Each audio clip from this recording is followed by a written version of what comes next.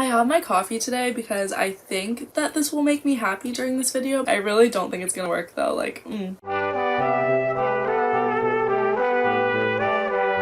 Hey loves, welcome back to my channel. My name is Lauren and I'll be your host on today's episode of This Book Made Me Want to Leave the World Behind. So today we're going to be talking about Leave the World Behind by Rumaan Alam. I read this book about a few months ago and I was really tempted to come on here and make like an angry rant video because I think that that's truly what my soul wanted to do after reading this. But you know what? I figured that instead we would all take a deep breath, okay? Come on, let's do one together. Breathe in, breathe out.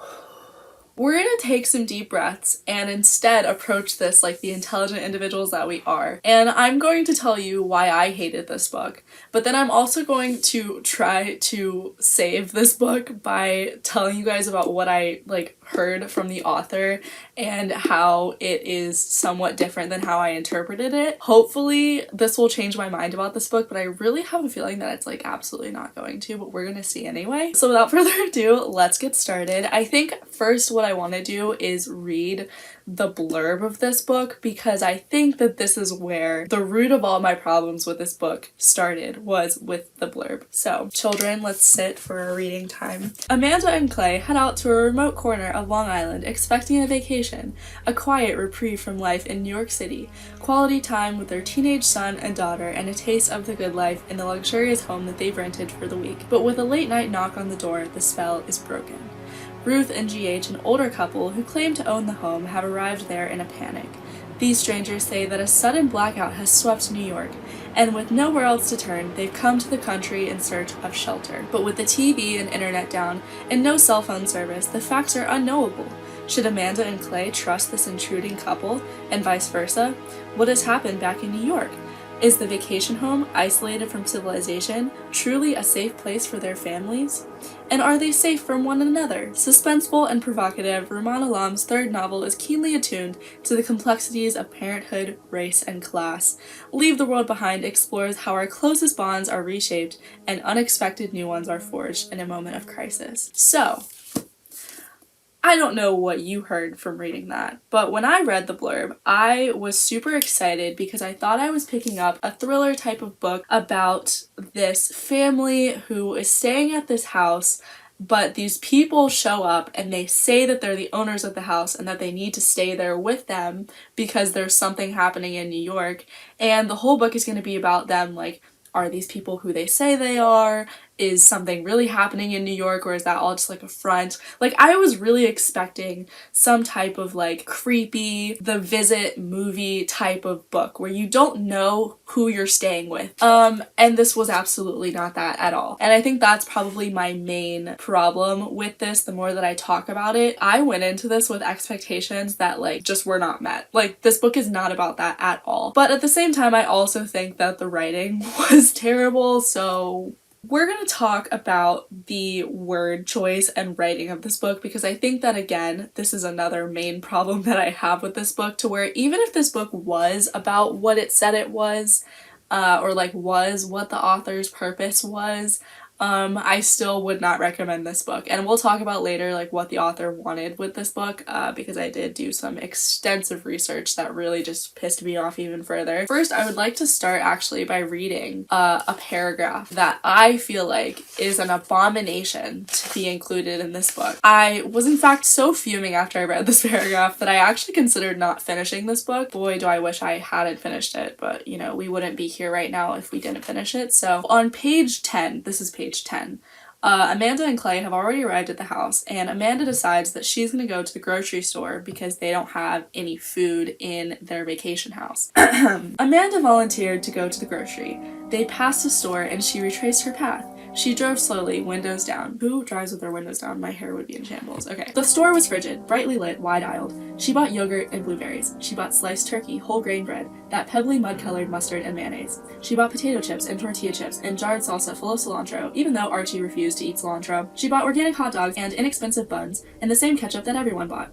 She bought cold, hard lemons and seltzer and Tito's vodka and 2 bottles of $9 red wine. She bought dried spaghetti and salted butter and a head of garlic. She bought thick cut bacon and a 2-pound bag of flour and $12 maple syrup in a faceted glass bottle like a tacky perfume. She bought a pound of ground beef, so potent she could smell it through the vacuum seal, and size 4 coffee filters made of recycled paper. If you care, she cared. I wish I didn't care, honestly. She bought a 3-pack of paper towels and spray-on sunscreen and aloe because the children had inherited their father's pale skin. She bought those fancy crackers that you put out when there are guests, and Ritz crackers, which everyone liked best, the crumbly white cheddar cheese and extra garlicky hummus and unsliced hard salami, and those carrots that are tumbled around until they're the size of children's fingers. She bought packages of cookies from Pepperidge Farm, and 3 pints of Ben & Jerry's politically virtuous ice cream, and Duncan Hines box mix for a yellow cake, and Duncan Hines tub of chocolate frosting and a red plastic lid, because on a vacation's inevitably rainy day, you could while away an hour by baking a boxed cake. She bought 2 zucchinis, a bag of snap peas, a bouquet of curling kale, so green that it was almost black. She bought a bottle of olive oil and a box of crumb-topped donuts, a bunch of bananas, and a bag of white nectarines, and 2 plastic packages of strawberries, and a dozen brown eggs, a plastic box of pre-washed spinach, a plastic container of olives, some heirloom tomatoes wrapped in crinkling cellophane, marbled green and shockingly orange. She bought 3 pounds of ground beef and 2 packages of hamburger buns, their bottoms dusty with flour, and a jar of locally made pickles. She bought 4 avocados and 3 limes, and a sandy bundle of cilantro. Even though Archie refused to eat cilantro, it was more than $200, but never mind. I just want to know why. Like, why? Why do I need to know what's on Amanda's fucking grocery list? I don't know. After researching this, because, you know, your girl had to pull out the scientific method and do some research. The author has his own style. I don't know if you've read this book, but I did read a few reviews online complaining about the excessive writing style that's in this book, and it almost is like so unnecessary and kind of feels pretentious at times, because it's like, yeah, I'm making you read this grocery list, yeah, I'm gonna tell you what Amanda buys in her $200 grocery order. Like, it's kind of that vibe the entire time. He did several interviews where he talked about this book and like what he wanted for it, and I think that this was the moment that I realized that I interpreted this book entirely wrong. So I'm gonna read a few notes from the author that I took after watching the interview with him, because I think that these are important to include so that you and I can both understand why this grocery list and also the other like so unnecessary parts of this book were included. So first of all, I know I haven't talked about the plot that much, but basically in this book nothing really happens. The family is in this house. These 2 people show up at the door. Is a black family, by the way, which I know this book says that it's a discussion about race, but I would argue against that. But anyway, the moment that they are introduced, we immediately know that they are who they say they are. There's no mysteriousness there because it's written from like both perspectives, so you automatically know that these people are who they say they are. So that takes the surprise right out of it from the beginning. But he wants this book to be an experience of at first thinking that this family is vacationing, and then suddenly having this like confrontation with a family that they don't know, and then suddenly being thrown into this like situation that they know nothing about. And he wanted it to be kind of like that experience from a blind point of view. He's assuming that you have never read anything about the blurb. You don't know what's supposed to happen. So he's trying to like string you along in this experience, but that doesn't work when someone reads the blurb. I'm sorry. I know we can argue about like whether it's valid to like assume that your audience hasn't been spoiled by the blurb or not, but like I would say as a consumer, we are like so drawn to reading the synopsis before reading something because we want to know what we're getting ourselves into. So if you give me a synopsis that like makes me think that something is going to happen and then it doesn't, like, I feel like that's just poor marketing and poor thinking and poor execution. I don't know. And he also wanted to focus on critiquing white middle class people by saying that there's this like extreme uncertainty happening outside, like in New York. They don't know what's happening, but they continue to be humans and like judge people and talk and consume material goods, which I can understand because they do obviously buy a lot of food from the fucking grocery list, and they eat a lot, consume a lot of alcohol while they're in the house because they just don't know what to do, and there's a lot of stupid questions and talking and speculation, and obviously the white couple is like gonna judge the black couple on the doorstep claiming that they're the owners of the house. But again, I think that like if you want to write a book that's critiquing those behaviors of like human nature, then like don't market it to me as a thriller about like these people who don't know who like they're staying with. Like I just have problems with like how this was marketed to me. And I would almost say, like, I think it's fine sometimes to assume that your readers know nothing if there's like a new sparking revelation at the end of the book, but there's not. This book does not have an ending that is like substantial. There's so many like little tiny events that happen in this book that have no reasoning, they have no explanation, they have no purpose really besides like the creep factor, which, like, as someone who reads a lot of thriller, I did not find it creepy at all. I don't know, I think it just like slightly missed the mark in that area. And also I think that just the fact that he went into this trying to write it as like a literary fiction like critique on like white middle class people is like not the point. Like, that wasn't what I wanted the point of this book to be. Like, this plot could have had so much potential. I would also like to say that in an interview, I will link the interviews in the description below also if you guys are interested in seeing what he had to say about writing this, but from the interview that I watched, like literally 7 minutes in, he says word for word, "I'm interested in descriptions of people buying stuff. I love that stuff. Like, it's just what I'm attracted to working out artistically." So he likes writing grocery lists.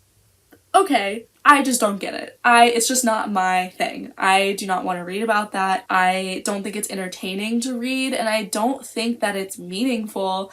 Because you know what? Sometimes I like reading books where there's excessive detail, but I like it if the excessive detail like matters to something that happens in the future and it like connects. But there's no connection here. The only connection is that they're eating this food. And like, I know I'm harping on the grocery list a lot, and like, I promise that's not the only thing wrong with this book, but I just think that this grocery list is like so symbolic of this book. So yeah, I could go on and on and on about the numerous like plot holes and little events that happened in this book that had like no reasoning or no explanation. But I really think that it's just best that you read it for yourself if you are interested in reading it. After I've said all of these things about it, I'm sorry, but I think that if you want to see for yourself, like, go ahead and read it. I think I've seen a lot of good reviews about it from people who actually went into it blind, and I honestly think that I just ruined my experience by reading the blurb, which is not something that I should feel bad about, but it's something that happened, so here we are. And I understand his purpose, like, I get it, but if that was his purpose, I think that it still could have been executed a little bit more accessibly for the audience, if that makes sense. Felt like it was a bit much and like a bit too abstract.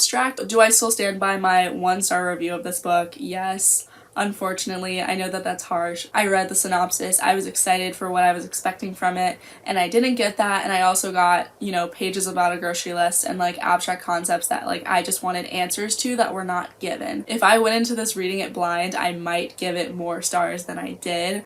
So yeah, thank you guys so much for watching. Leave a comment if you've read this book and like what you think about it. If you agree with me, if you don't, I would love to hear it. Feel free to subscribe if you want to see more from me. I am a new booktuber and I have some videos up my sleeve that I'm excited to film later. I'm super excited to just talk more about books with you guys, and if you guys have any other books that you think I should read, or maybe you have a least favorite book that you want me to rant and rave about, I would love to leave it in the comments, leave a like, whatever. But yeah, thank you guys so much for watching. I will see you guys later, and yeah, bye!